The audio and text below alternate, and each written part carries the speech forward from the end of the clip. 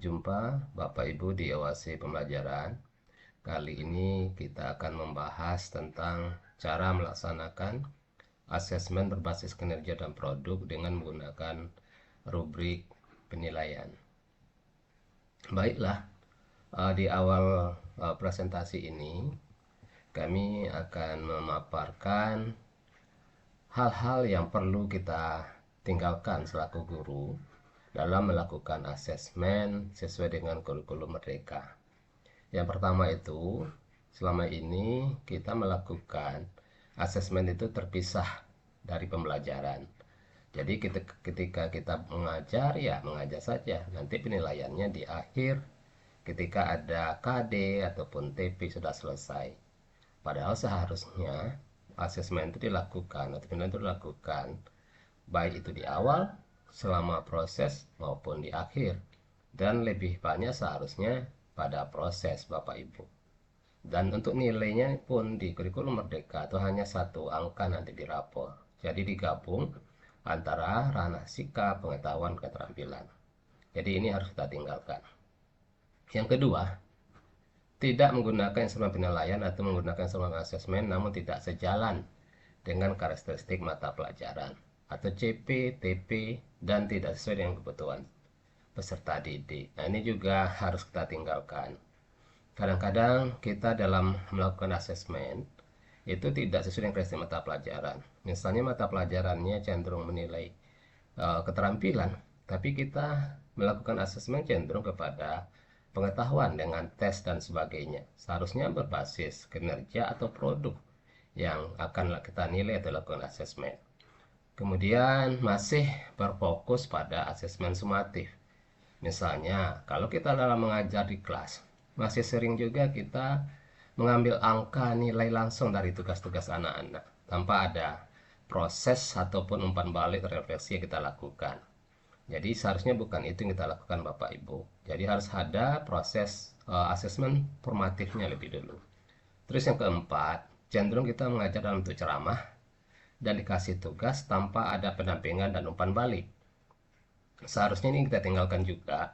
Maka seharusnya yang banyak itu umpan baliknya dan bukan ceramah, karena pembelajaran sekarang ini berpusat kepada peserta didik supaya peserta didik kita itu punya karakter dan nanti menjadi pembelajar sepanjang hayat. Bagaimana kita mendidik siswa kita menjadi pelajar sepanjang hayat, sedangkan proses kita bukan mengarahkan ke sana. Nah, itu kira-kira Bapak Ibu. Terus yang kelima, masih sering kita proses belajar kita tujuannya tes ataupun ujian akhir. Nah, serta pembelajaran kegiatan yang sama dari tahun ke tahun dengan soal tes dan ujian yang sama. Misalnya kita mengadakan UH atau ujian KD, masih kita menggunakan soal yang tahun lalu yang kita istilahkan ada bank soal lah, gudang soal lah dan sebagainya tanpa ada istilahnya dievaluasi dan sebagainya. Jadi ini kita hindari juga Bapak Ibu. Jadi anak itu belajar bukan untuk tes, tapi adalah mendapat kompetensi dari proses pembelajaran tadi. Jadi ini ada 5 hal yang harus kita tinggalkan dalam hal asesmen. Baik, sebenarnya untuk asesmen itu bisa dibagi dua, ada formatif dan sumatif. Jadi kalau dia sumatif itu cenderung kepada umpan balik Bapak Ibu. Jadi ketika kita masuk ke dalam kelas, kemudian kita mulai pembelajaran, kemudian kita mengeksplor kemampuan anak dan sebagainya. Setelah itu anak melakukan sesuatu, LK, tugas dan sebagainya. Seharusnya Bapak Ibu bukan langsung mengambil nilai di sana, tapi melihat kira-kira sampai di mana pembelajaran anak. Sudah pahamkah dengan tugas yang kita berikan? Kalau belum paham, maka lakukanlah umpan balik. Maka itulah namanya yang formatif. Umpan balik itu harus dilaksanakan ketika pembelajaran tersebut. Jadi dengan cepat dan sebagainya. Jadi buat catatan dan bukan langsung mengumpulkan nilai. Kalau Bapak Ibu memberikan tugas dan langsung mengumpulkan nilai, itu masih paradigma sumatif namanya. Jadi kita harus memberikan umpan balik catatan-catatan kepada tugas tersebut sehingga tugas tersebut diperbagi oleh anak. Maka itu namanya paradigma formatif atau penilaian pada proses. Terus kalau sumatif sebenarnya Bapak Ibu itu bisa bersifat pilihan, termasuk penilaian akhir semester atau sekarang sumatif akhir dan sebagainya. Jadi, boleh-boleh saja tidak ada ujian semester atau penilaian semester atau sumatif akhir tersebut. Kalau seandainya guru atau pendidik sudah merasa cukup dengan penilaian pada proses selama ini. Dan sebaiknya proses atau teknik instrumen yang digunakan pun bukan hanya tes, berbentuk tes tulis. Apalagi misalnya di dalam kelas itu siswa banyak. Kemudian Bapak Ibu masih melakukan tes tulis juga. Hasilnya kira-kira seperti apa? Apakah itu valid atau tidak gitu. Akhirnya anak-anak nanti saling nyontek dan sebagainya. Kenapa kita tidak merubah bentuk asesmen kita itu merupakan misalnya menggunakan observasi dan performa atau praktek, atau menghasilkan produk, atau menghasilkan proyek, atau membuat portofolio. Itu yang harusnya kita lakukan, sehingga akan nampaklah anak yang sudah punya kompetensi atau yang belum. Jadi bukan sekedar mengukur pengetahuan saja. Jadi itu yang harus kita robah Bapak Ibu. Maka di dalam presentasi ini nanti kami akan menjelaskan seperti apa sih menilai kinerja ataupun produk menggunakan rubrik. Contohnya di sekolah kami, sekarang ini ujian semester itu tidak ada lagi. Kami ganti dengan portofolio digital dengan produk-produk terbaik anak-anak diupload di sana. Dan nanti guru-guru mata pelajaran akan menilai dari itu. Terus kalau untuk anak kelas 12, ketika mereka akan lulus, maka ada proyek bersama. Dan kami ambil itu adalah 40% untuk nilai ijazah. Jadi kenapa lagi kita mengadakan tes tulis dengan ujian sekolah, ujian semester, yang hasilnya tidak valid. Dan itu kita gunakan setiap tahun dan sebagainya. Nah, maka marilah kita rubah cara penilaian kita yang memang berbasis kepada kinerja dan produk dari hasil belajar anak-anak kita. Seperti kita ketahui, teknik asesmen itu banyak Bapak Ibu. Ada yang observasi, ada penilaian kinerja, ada proyek, ada portofolio, ada tes lisan, kemudian ada tes tertulis. Kita selama ini cenderung kepada hanya tes tertulis. Jarang kita menggunakan teknik-teknik yang lain. Nah, termasuk di sini misalnya observasi, kinerja juga, proyek juga, dan portofolio ini juga. Sebenarnya bagus Bapak Ibu. Sehingga nampaklah mana anak yang betul-betul sudah berkompetensi, mana yang belum. Nah, ini mengenai teknik ya Bapak Ibu, banyak pilihan. Jadi kalau bisa kita hindari lah yang terakhir menggunakan tes tertulis ini. Karena kalau menggunakan tes tulis, maka paradigma kita nanti hanya sekedar kita mencari angka dalam pembelajaran kita. Dan tidak melihat proses belajar mereka dari sisi keterampilan ataupun sikap mereka. Selanjutnya, nah, instrumennya apa gitu? Instrumennya bisa berupa rubrik, bisa berupa checklist, catatan anekdotal, grafik perkembangan. Ini instrumen asesmen yang sekarang harus kita lakukan. Jadi bedanya checklist dengan rubrik. Checklist ini kan hanya dua kategori, ya atau tidak. Tapi kalau lebih dari dua kategori itu namanya rubrik. Dan catatan anekdotal ini catatan-catatan selama proses pembelajaran. Misalnya kalau ada yang perlu diberi penguatan, maka guru memberi catatan apa yang perlu ditingkatkan, seperti apa seharusnya tindak lanjutnya dan sebagainya. Nah, kalau grafik perkembangan ini bentuk grafik bisa jadi untuk guru dan wali kelas. Nah, inilah instrumen-instrumen asesmen yang bisa kita gunakan Bapak Ibu. Jadi coba kita hindari menggunakan tes, instrumen tes dan sebagainya. Ini namanya catatan anekdot. Jadi ini berkaitan dengan masalah kejadian-kejadian selama pembelajaran. Dan ini ada solusi tindak lanjutnya. Nah, jadi ini termasuk adalah salah satu instrumen untuk penilaian formatif. Sehingga kita menghindari kita hanya berupa angka-angka.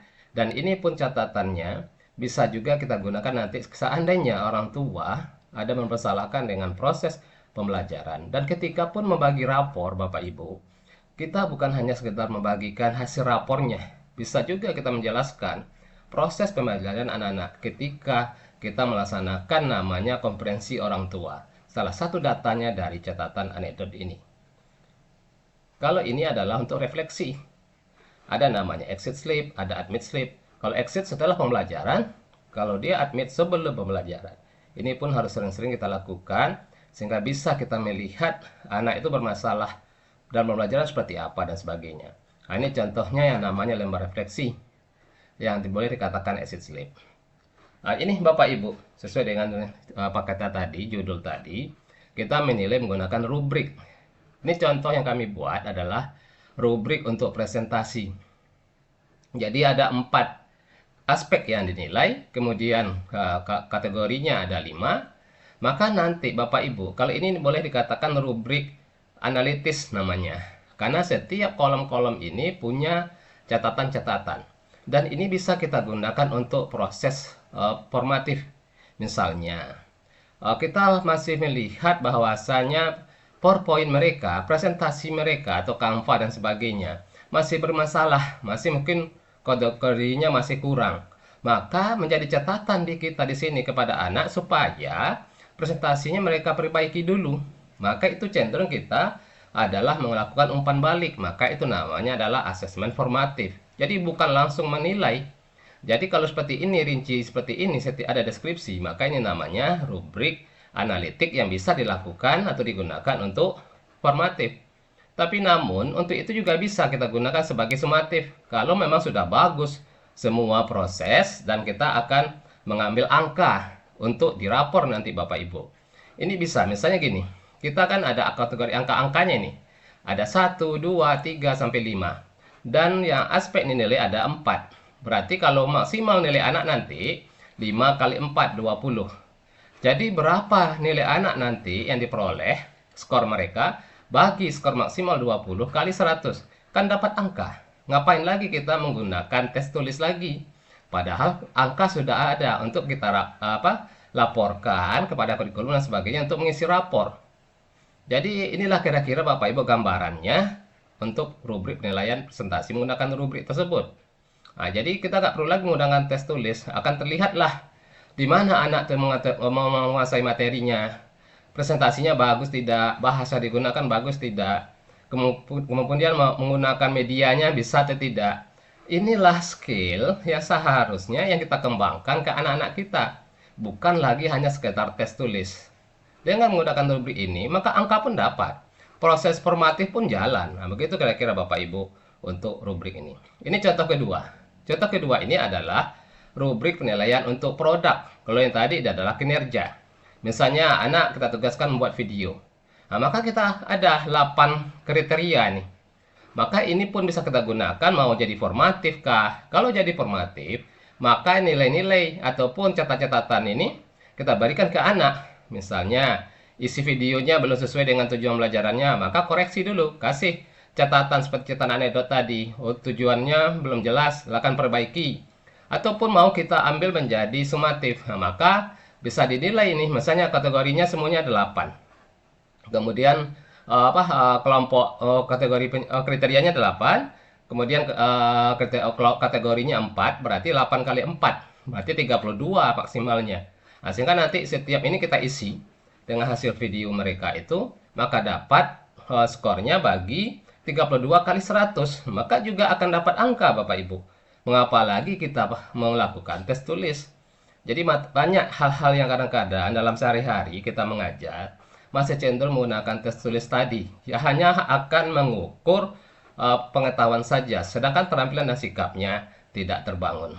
Padahal kita berharap anak-anak kita itu menjadi orang-orang yang bisa hidup nanti dalam kehidupan di masyarakat menggunakan keterampilan yang mereka peroleh di sekolah.